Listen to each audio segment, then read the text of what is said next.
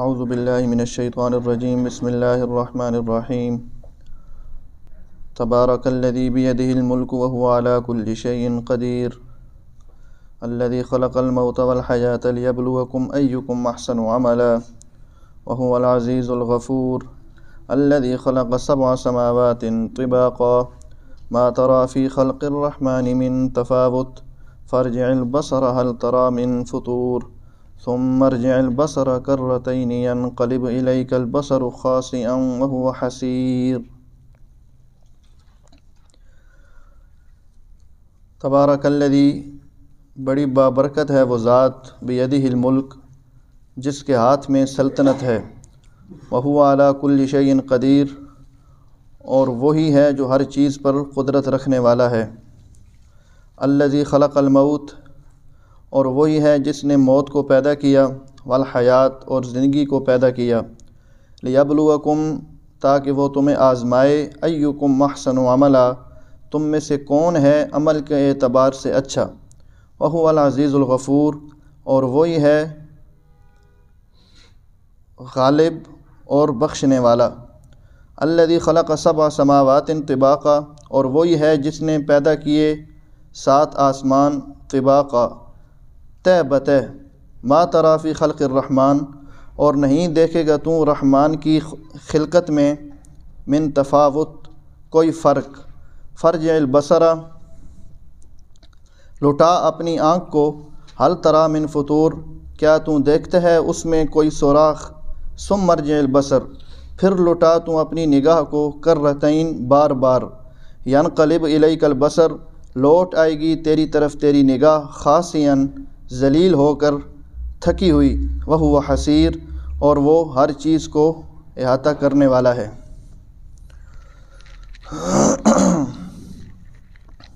سورۃ الملک، اس کی بہت ساری فضیلتیں حدیث میں آئی ہیں۔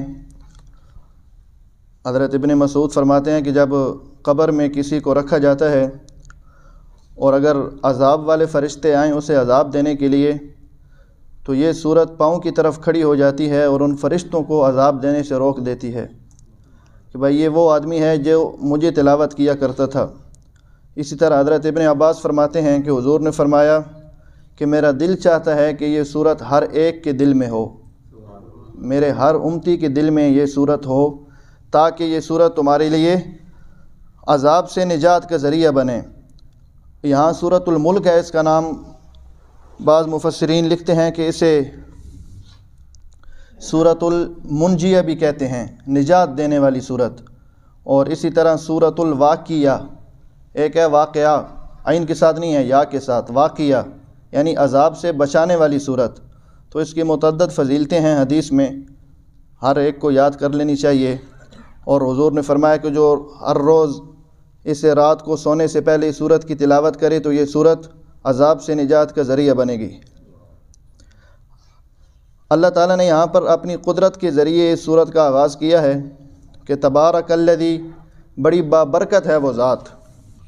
تبارک عربی میں بڑھنے کو کہتے ہیں، جو رفتہ رفتہ بڑھے، اور یہاں پر بھی جب یہ تبارک اللہ تعالیٰ کی شان اللہ تعالیٰ کے لیے بولا جائے تو پھر اس کا مطلب ہوتا ہے کہ وہ ذات جو ہر چیز میں بڑھی ہوئی ہے، تمام صفات میں، تمام کمالات میں ہر ایک سے بڑھی ہوئی ہے، اس لیے یہاں پر تبارک الذی کہا، بیدہ ہی جس کے ہاتھ میں۔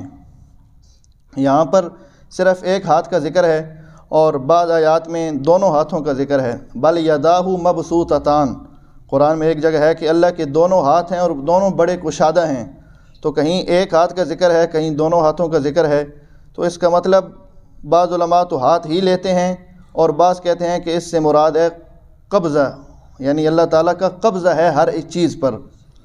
اور اگر ہاتھ مراد لیں، جس طرح شیطان نے انکار کیا حضرت آدم کو سجدہ کرنے سے، اللہ نے جب حکم دیا کہ بھائی حضرت آدم کو سجدہ کرو تو شیطان نے انکار کیا، تو اللہ نے اس وقت اسے کہا کہ تو نے اس کو سجدہ نہیں کیا، لما خلقت بیدی جسے میں نے اپنے ہاتھ سے پیدا کیا ہے۔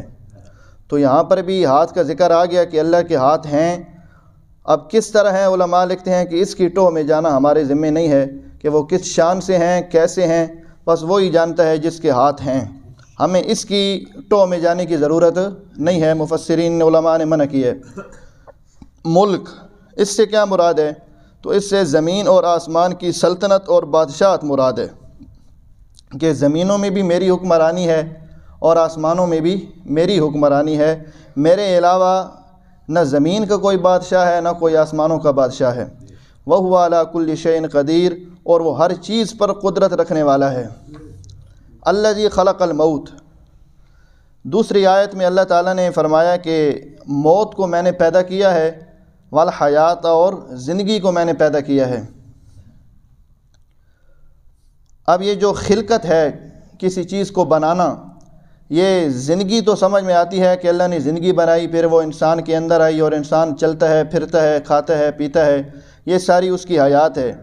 لیکن موت کا تو کوئی وجود نہیں، تو اللہ نے موت کو کیسے بنایا ہے؟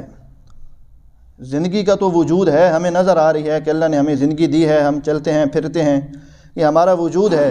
لیکن موت کا کوئی وجود نہیں، ایک معدوم چیز ہے، اور اللہ فرما رہا ہے کہ میں نے اسے بھی پیدا کیا ہے۔ تو اس کا بعض مفسرین یہ جواب دیتے ہیں کہ موت اگرچہ معدوم ہے لیکن کلی طور پر معدوم نہیں۔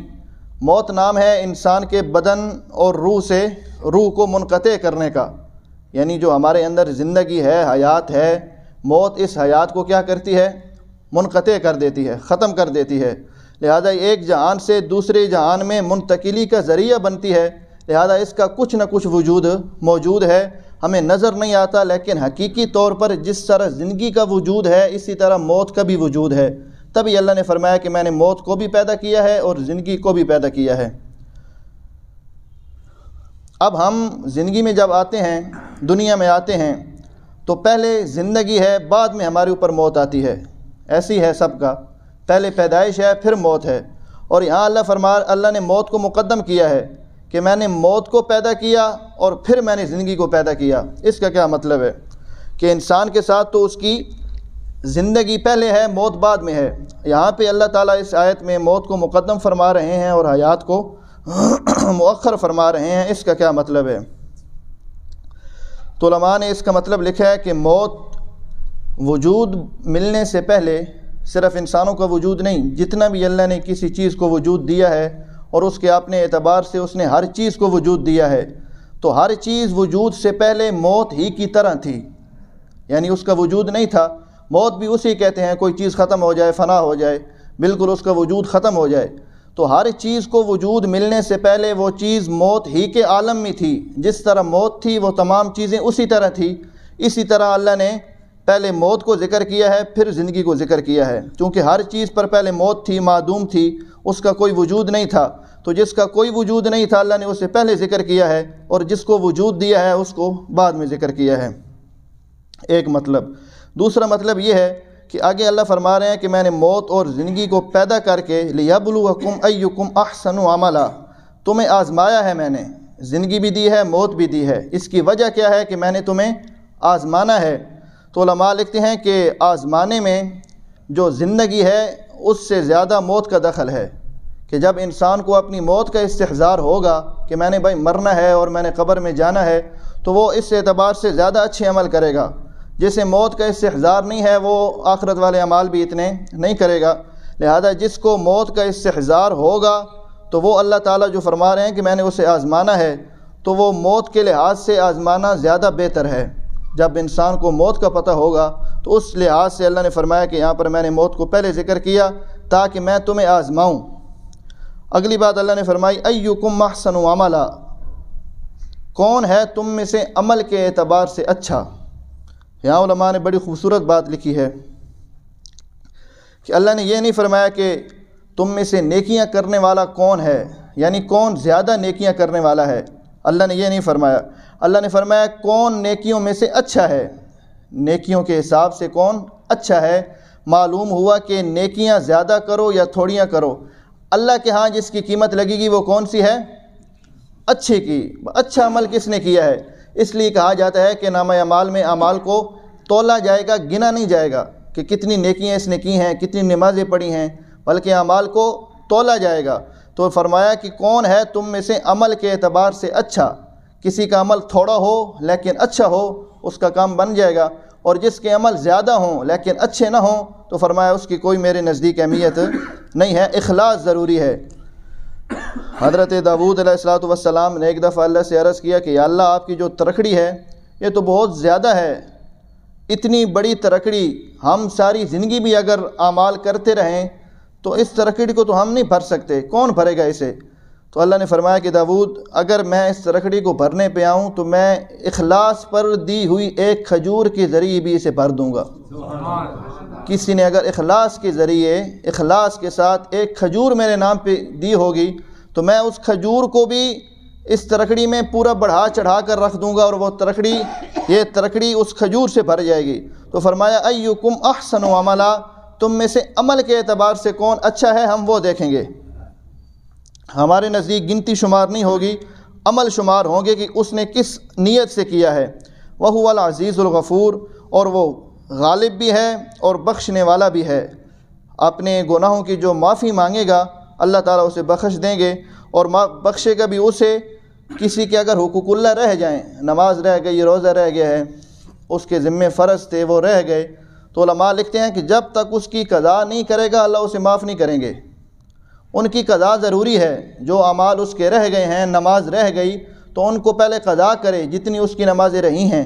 اسی طرح اگر اس کے رمضان کے روزے رہ گئے ہیں تو روزوں کی قضا کرے، قضا کرنے کے بعد معافی مانگے گا تو اب اللہ تعالیٰ اسے معاف کریں گے۔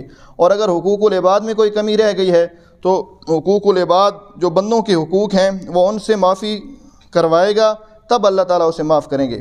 آگے اللہ تعالیٰ اپنی توحید اور اپنی قدرت پر ایک دلیل دے رہے ہیں کہ الذی خلق سبع سماوات طباقا، اللہ وہ ذات ہے جس نے 7 آسمان پیدا کیے، طباقاً تہ بتہ، پہلے پہلا آسمان، پھر دوسرا، پھر تیسرا، پھر چوتھا۔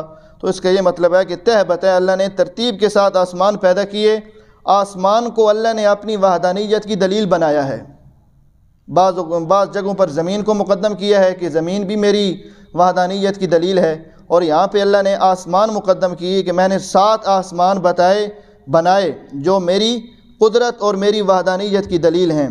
آگے اللہ فرما رہے ہیں کہ ما تری فی خلق الرحمن من تفاوت، تو اللہ کی تخلیق میں یعنی میری تخلیق میں تو جتنا مرضی غور و فکر کر تجھے کوئی خرابی نظر نہیں آئے گی۔ ہم یہاں پر کوئی مزدور، کوئی مستری جو مکان بھی کھڑا کرے تو اس میں کچھ نہ کچھ فرق ضرور رہ جاتا ہے، اونچ نیچ کہیں نہ کہیں ضرور ہوتی ہے۔ آج تک کوئی بھی یوں نہیں کہہ سکتا کہ میں نے مکمل بالکل برابر کوئی چیز بنائی ہے۔ اللہ فرما رہا ہے ایک چیز تم بناتے ہو اور ایک میں نے بنائی ہے، مشرق سے مغرب تک دیکھ لو تمہیں ایک ٹکڑا بھی میری وحدانیت کے خلاف نظر نہیں آئے گا۔ کوئی چیز بھی تمہیں ایسی نہیں ملے گی جس پہ تم انگلی اٹھاؤ کہ بھائی یہ چیز یہاں سے اس کی کمی رہ گئی ہے، یہاں پہ اس کی غلطی ہے، اس سے یوں ہونا چاہیے، اس سے یوں ہونا چاہیے۔ ہم نے ایسے ترتیب سے ہر چیز بنائی ہے کہ اگر کوئی حقیقت کی نگاہوں سے دیکھے تو اسے ہماری تخلیق میں کوئی کمی نظر نہیں آئے گی۔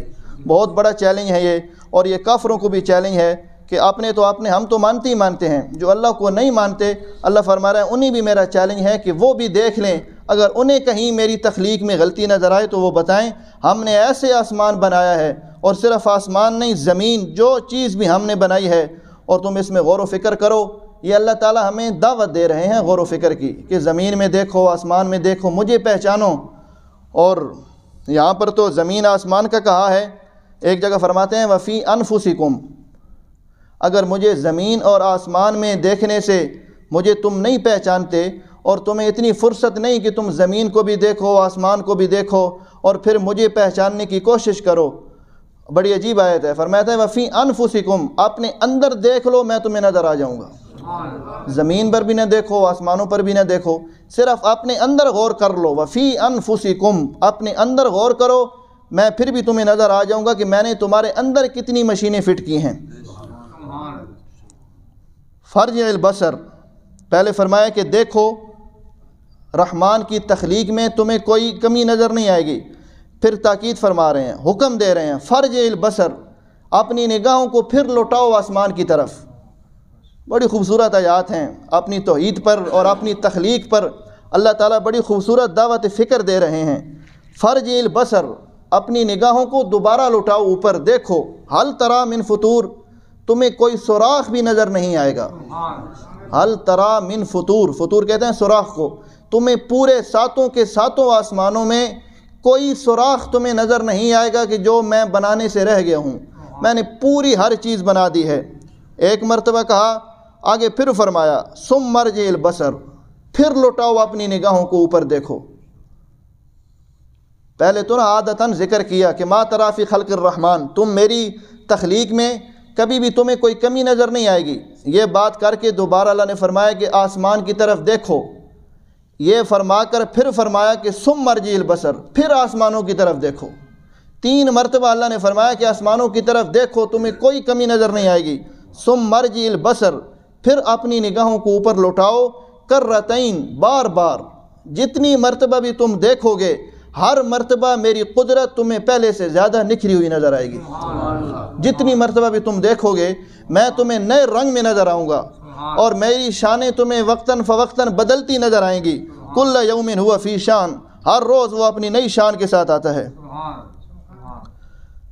ینقلب الیک البصر، اللہ فرما رہا ہے کہ جب تم بار بار آسمانوں کی طرف دیکھو گے تو تمہاری نگاہیں تھک کر نیچے آ جائیں گی، میری تخلیق میں تمہیں کمی نظر نہیں آئے گی۔ ینقلب الیک البصر خاسئا، تمہاری آنکھیں لوٹ آئیں گی، خاسئا، تھک کر، ذلیل ہو کر، تمہیں کوئی کمی اور تمہیں کوئی اعتراض یا تمہیں کوئی میری خرابی نظر میں نہیں آئے گی کہ تمہاری نگاہیں تھک جائیں گی، لیکن میری قدرت میں تم غلطیاں نہیں نکال سکو گے۔ وہو حسیر، وہ ہر چیز کو اپنی لپیٹ میں لینے والا ہے۔ اللہ تعالی ہمیں اپنی توحید پر جمنے کی توفیق نصیب فرمائے، اور زمین و آسمان میں نشانیوں میں غور و فکر کر کے اپنا تعارف اور اپنی پہچان ہمیں نصیب فرمائے۔ الحمدللہ رب العالمین والعاقبۃ للمتقین والصلاۃ والسلام علی سید الانبیاء والمرسلین۔ ربنا آتنا فی الدنیا حسنۃ وفی الآخرۃ حسنۃ۔